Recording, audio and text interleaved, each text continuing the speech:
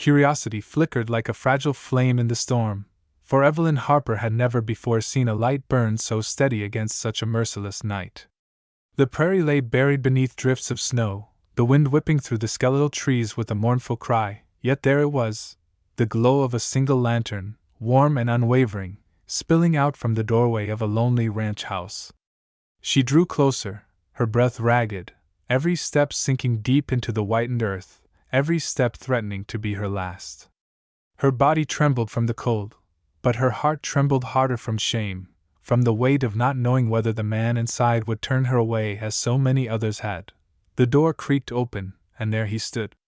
Caleb Whitlock, tall and broad-shouldered, snow dusting his dark hair and heavy coat, eyes narrowed not in suspicion but in a sharp, assessing concern.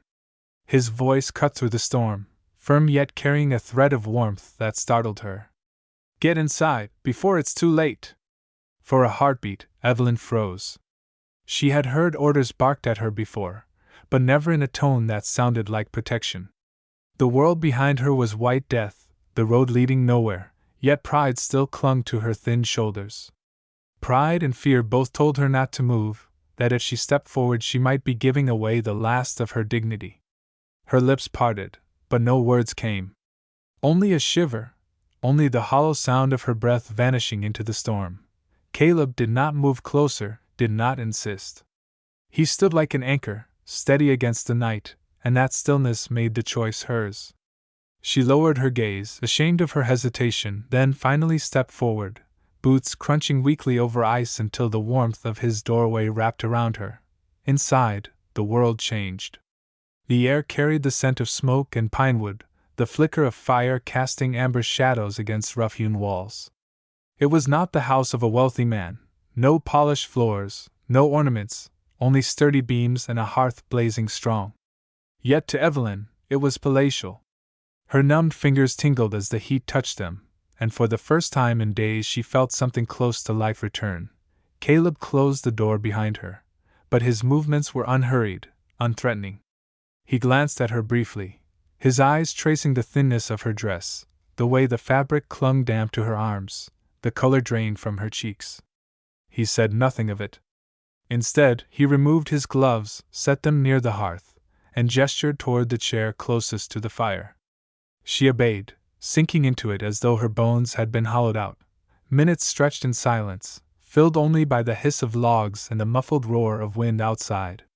Evelyn's hands remained clasped in her lap, nails biting against her skin.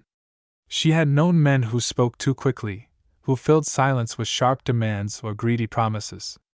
Caleb's restraint unsettled her more than words ever could. It was as though he carried whole conversations inside him and chose carefully which ones to share. Finally, he crossed to the table and set down a bowl of stew, thick with potatoes and beans, the kind of food that spoke of labor and care. He added bread, crusted but soft within. Without a word, he placed it before her. Evelyn's throat ached at the sight. Her stomach clenched with a hunger she had tried to ignore for days, yet still she hesitated. Taking food from a man meant owing him something. She had learned that truth too early, too often. But Caleb did not watch her with expectation. He turned away, tending to a bridle that hung near the fire, his hands busy, his attention casual. It was the smallness of the gesture, the absence of pressure, that broke her. Slowly, she reached for the spoon. The first bite burned her tongue, but she welcomed the sting, welcomed the weight of warmth spreading through her chest. Tears pricked her eyes, though she kept her face turned slightly away, unwilling to let him see. Between spoonfuls, she studied him.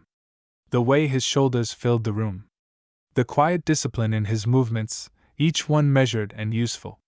His silence was not ignorance, it was patience, a strength different from the fists and shouts she had known. It stirred something dangerous in her, a thought she dared not name: safety. When the bowl was empty, she whispered thanks, though her voice was so soft it barely rose above the crackle of the fire. Caleb looked at her then, and for a moment his eyes softened, a flicker of something human and unguarded beneath the stoic frame. He gave a single nod, as if her words mattered, as if her presence did not diminish his house but, in some quiet way, added to it. The storm deepened outside.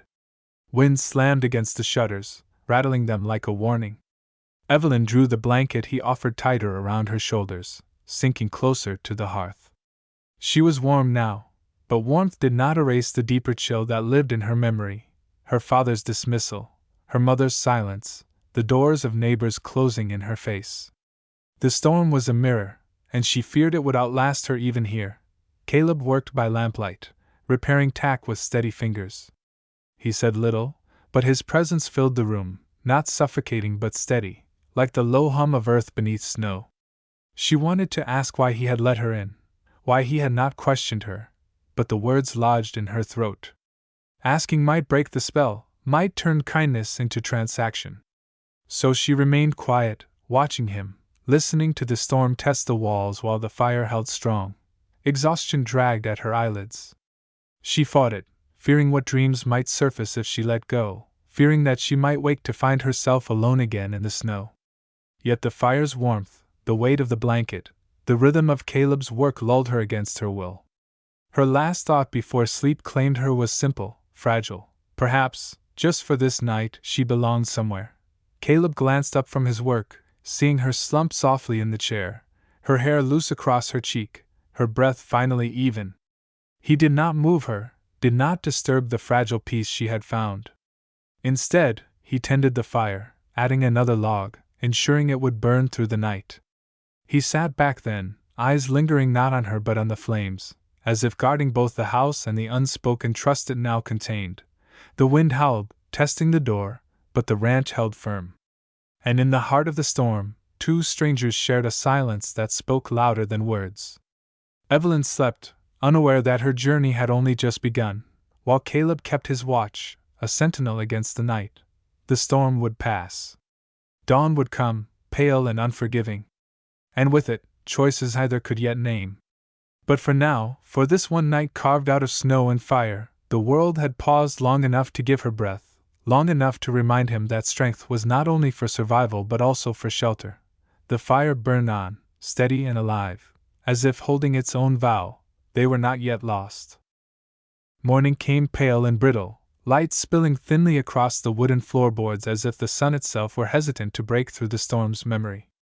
Evelyn stirred beneath the blanket, the first sensation not of warmth but of unfamiliar quiet. For years her awakenings had been marked by footsteps leaving her behind, by voices casting her out, by the sound of doors shutting her away from comfort. But here there was only the soft groan of timbers and, from outside, the rhythmic chop of an axe meeting wood. She sat up slowly, pulling the blanket close, listening to each strike ring clear through the cold air. It was the sound of labor, of someone shaping survival with steady hands, and it filled the silence in a way that unsettled and steadied her at once.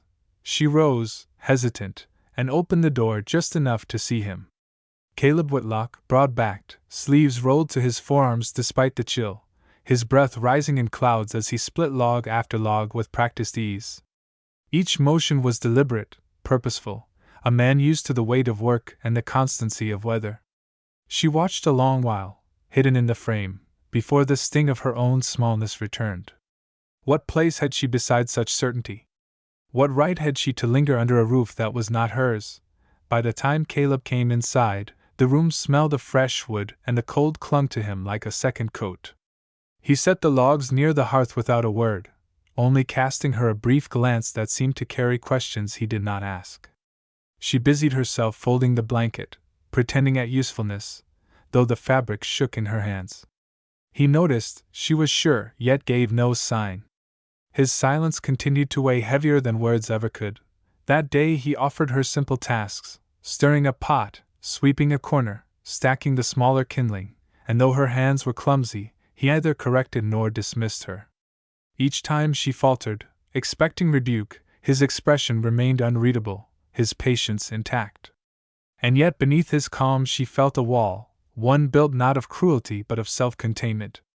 If he carried kindness, he carried it like a man carrying water in a closed jar, available but never spilling over. In town days later, when Caleb rode in for supplies and let her walk beside him, the whispers began.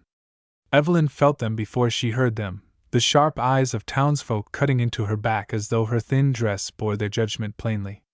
At the mercantile, Women lowered their voices but not their stares. "She's just another stray," someone murmured too loudly to be an accident. Another voice followed, colder still. "Whitlock's taken her in? He'll regret it." Evelyn kept her head down, though the shame burned through her skin like frostbite.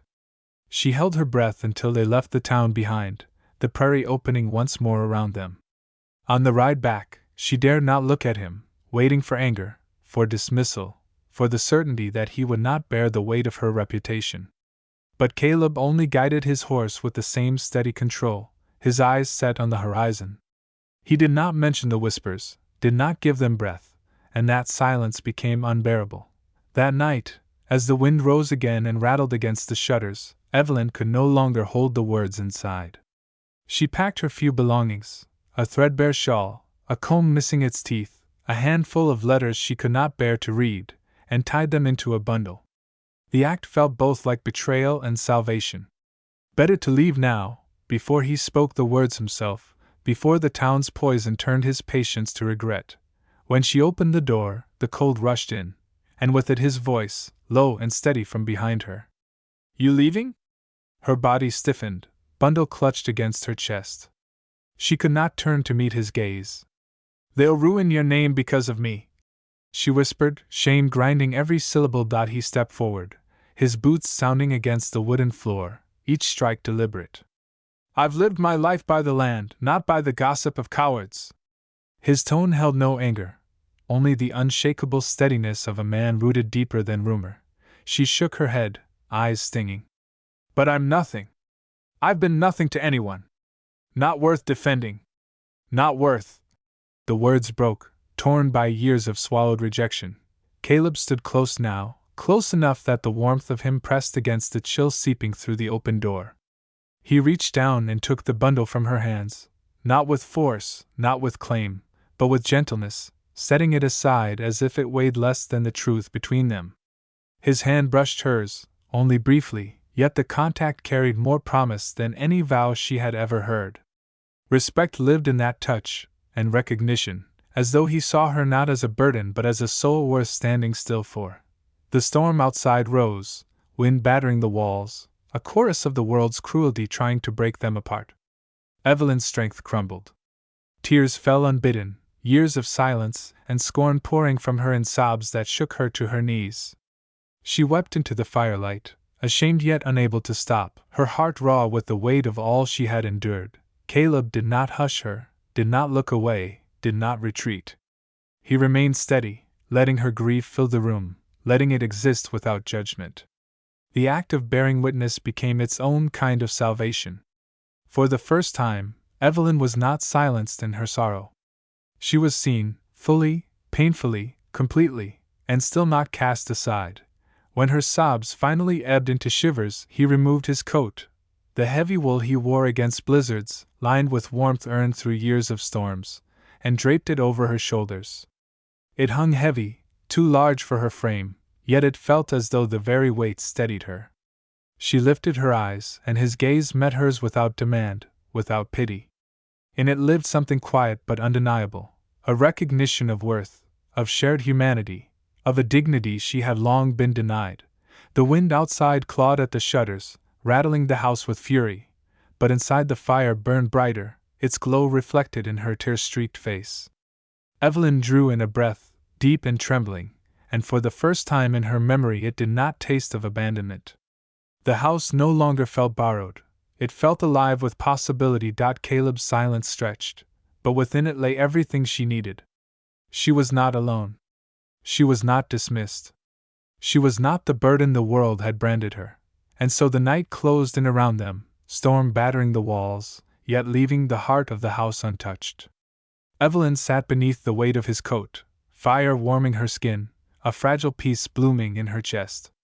Caleb watched over the flames, steady as ever, a sentinel not only against the storm but against the darkness that had chased her all her life. It was not yet love, not yet promise, but something rarer still, the beginning of belonging. And that beginning, quiet as it was, held the power to change everything.